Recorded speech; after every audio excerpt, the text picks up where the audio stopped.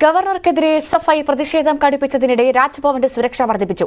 റോഡിന്റെ ഇരുവശങ്ങളിലും കൂടുതൽ ബാരിക്കേഡുകൾ സ്ഥാപിച്ചു. കൂടുതൽ പോലീസുകാരെയും വിന്യസിച്ചിട്ടുണ്ട്. വിവേറിന്റെ റിപ്പോർട്ടിലേക്ക്.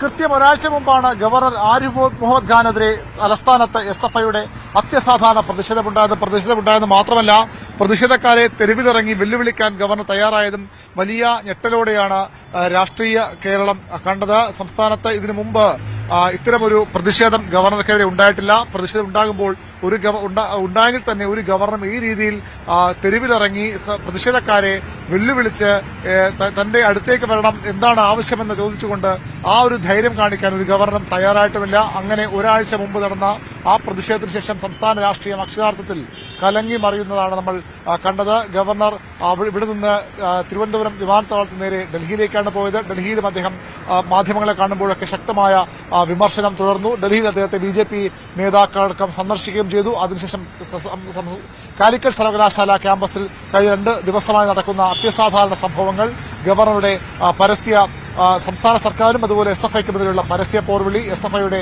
പ്രതിഷേധം, എസ്എഫ്ഐ കെട്ടിയ ബാനർ ഗവർണർ അഴിപ്പിക്കുന്നു, വീണ്ടും എസ്ഐ പ്രവർത്തകർ ബാനർ ഉയർത്തുന്നു. അതിന് പിന്നാലെ സംസ്ഥാനത്തെ മറ്റ് സർവകലാശാലകളിലും ഗവർണർക്കെതിരെ സമാനമായ ബാനർ പ്രതിഷേധം എസ്എഫ്ഐ തയ്യാറെടുക്കുന്നു. ആ സാഹചര്യത്തിലാണ് ഗവർണർ ആരിഫ് മുഹമ്മദ് ഖാൻ ഒരാഴ്ചയ്ക്ക് ശേഷം തലസ്ഥാനത്തേക്ക് രാജ്ഭവനിലേക്ക് മടങ്ങിയെത്തുന്നത്. ഇന്ന് രാത്രി 9 മണിയോടുകൂടി അദ്ദേഹം കോഴിക്കോട്ട് നിന്ന് തിരുവനന്തപുരം വിമാനത്താവളത്തിൽ എത്തുമെന്നാണ് ഇപ്പോൾ ലഭിക്കുന്ന വിവരം. അദ്ദേഹം എത്തുമ്പോൾ ഒരുപക്ഷെ വലിയ സുരക്ഷ, നേരത്തെയൊന്നും ഇല്ലാത്ത തരത്തിലുള്ള സുരക്ഷാ ക്രമീകരണങ്ങൾ രാജ്ഭവനിലും പരിസരത്തും ഏർപ്പെടുത്തും. നമുക്കറിയാം, സാധാരണഗതിയിൽ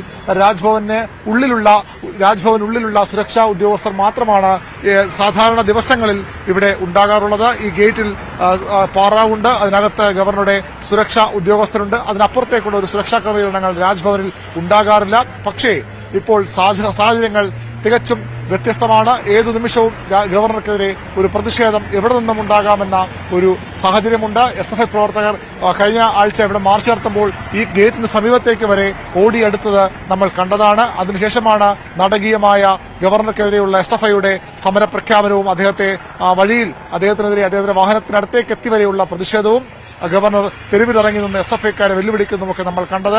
അതിന്റെ തുടർച്ച ഇനിയും ഉണ്ടാകുമെന്ന വലിയ ആശങ്ക. അതുകൊണ്ടാണ് ഈ രാജ്ഭവന് പുറത്തും കൂടുതൽ പോലീസുകാരെ വിന്യസിച്ചിരിക്കുന്നത്. കൂടുതൽ പോലീസ് ഉദ്യോഗസ്ഥർ ഇവിടേക്ക് ഗവർണർ എത്തുമ്പോൾ കൂടുതൽ പോലീസ് ഉദ്യോഗസ്ഥർ വീണ്ടും എത്തും. നഗരം അക്ഷരാർത്ഥത്തിൽ പോലീസ് വലയത്തിലാകും. വൈകുന്നേരത്തോടുകൂടി ഗവർണർക്ക് ആ രീതി സുരക്ഷാ ക്രമീകരണം നമുക്കറിയാം. രാജ്ഭവന്റെ ഇരുവശത്തും റോഡിൽ പോലും ബാരിക്കേഡുകൾ വെച്ചുകൊണ്ടുള്ള സുരക്ഷാ ക്രമീകരണങ്ങളാണ് പോലീസ് ഒരുക്കിയിരിക്കുന്നത്. ഒരുപക്ഷെ വൈകുന്നേരത്തോടുകൂടി ഈ സുരക്ഷാ ക്രമീകരണങ്ങൾ, സന്നാഹങ്ങൾ ഒന്നുകൂടി വർദ്ധിപ്പിക്കും. പൂർണ്ണമായും രാജ്ഭവൻ പരിസരം പോലീസിന്റെ നിയന്ത്രണത്തിലാകും. അന്ന് വലിയ സുരക്ഷാ വീഴ്ച, ഗവർണറുടെ വാഹനവ്യൂഹം കടന്നുപോകുമ്പോൾ എസ്എഫ്ഐ പ്രതിഷേധവുമായി ബന്ധപ്പെട്ട് വലിയ സുരക്ഷാ വീഴ്ച ഉണ്ടായതായ വിമർശനങ്ങൾ ഉയർന്നു വന്നിരുന്നു. പോലീസ് ഉദ്യോഗസ്ഥരും അത് സ്ഥിരീകരിച്ചിരുന്നു. അതുകൊണ്ട് തന്നെ ഇനി ഒരു തരത്തിലുള്ള സെക്യൂരിറ്റി ലാപ്സും സുരക്ഷയിൽ ഒരു തരത്തിലുള്ള പാളിച്ചയും ഉണ്ടാകുന്ന കർശന നിർദ്ദേശം ഉന്നത പോലീസ് ഉദ്യോഗസ്ഥർ നൽകിയിട്ടുണ്ട്. രാജ്ഭവന്റെ അന്നത്തെ വലിയ ഇടപെടലുണ്ടായിട്ടുണ്ട്. സംസ്ഥാന പോലീസ് മേധാവിയോടും സിറ്റി പോലീസ് കമ്മീഷനോടക്കം വിശദീകരണം തേടി അടക്കമുള്ള നീക്കങ്ങൾ ഉണ്ടായിട്ടുണ്ട്. അതുകൊണ്ട് തന്നെ ഇനി ഒരു തരത്തിലും ഗവർണർക്കെതിരെ ഒരു സുരക്ഷാ വീഴ്ച ഉണ്ടാകാൻ പാടില്ലെന്ന കൃത്യമായ നിർദ്ദേശത്തോടു കൂടിയാണ് പോലീസ് പോകുന്നത്. അതുകൊണ്ട് തന്നെ ശക്തമായ ക്രമീകരണങ്ങൾ ഉണ്ടാകും. തലസ്ഥാനമാണ് ഈ ശ്രദ്ധാകേന്ദ്രം. വൈകുന്നേരം രാത്രി 9 മണി ഗവർണർ എത്തുന്നതോടുകൂടി വീണ്ടും സംസ്ഥാന രാഷ്ട്രീയത്തിന്റെ ശ്രദ്ധാകേന്ദ്രം ഈ രാജ്ഭവനും ഇവിടെ നിന്നുള്ള നീക്കങ്ങളുമാകും. പ്രത്യേകിച്ചും ഗവർണർ ഒരു വളരെ പ്രധാനപ്പെട്ട ആരോപണം ഉന്നയിച്ചത് സംസ്ഥാനത്ത് ക്രമസമാധാനം തകരുന്നു എന്നുള്ളത്. അതുകൊണ്ട് തന്നെ ഗവർണറുടെ ഈ രാജ്ഭവന്റെ ഓരോ നീക്കവും ഇനി നിർണായകമാണ്. സംസ്ഥാന സർക്കാർ CPM ഭരിക്കുന്ന സർക്കാരാണെങ്കിൽ പോലും സുരക്ഷയുടെ കാര്യത്തിൽ ഒരു തരത്തിലുള്ള വിട്ടുവീഴ്ചയ്ക്കും സർക്കാരിനും കഴിയില്ല. കാരണം സംസ്ഥാനത്തിന്റെ ഭരണഘടനാപരമായ സംസ്ഥാനത്തിന്റെ അത്രയധികം ഉന്നതിയിരിക്കുന്ന ആളാണ് ആരിഫ് മുഹമ്മദ് ഖാൻ. അദ്ദേഹത്തിന് രാഷ്ട്രീയ ആരോപണം അദ്ദേഹത്തിനെതിരെ നിലനിൽക്കുമ്പോൾ തന്നെ സുരക്ഷയുടെ കാര്യത്തിൽ ഒരു തരത്തിലുള്ള വിട്ടുവീഴ്ചയ്ക്കും സർക്കാരിന് കഴിയില്ല. അതുകൊണ്ട് തന്നെ ഇനി ഉള്ള ഓരോ നീക്കങ്ങളും, ഈ രാജ്ഭവനിൽ അകത്തുനിന്ന് വരുന്ന ഓരോ നീക്കങ്ങളും വളരെ നിർണായകമാണ്. ആരിഫ് മുഹമ്മദ് ഖാൻ ഇന്ന് രാത്രി 9 മണിയോടുകൂടി തലസ്ഥാനത്തെത്തും.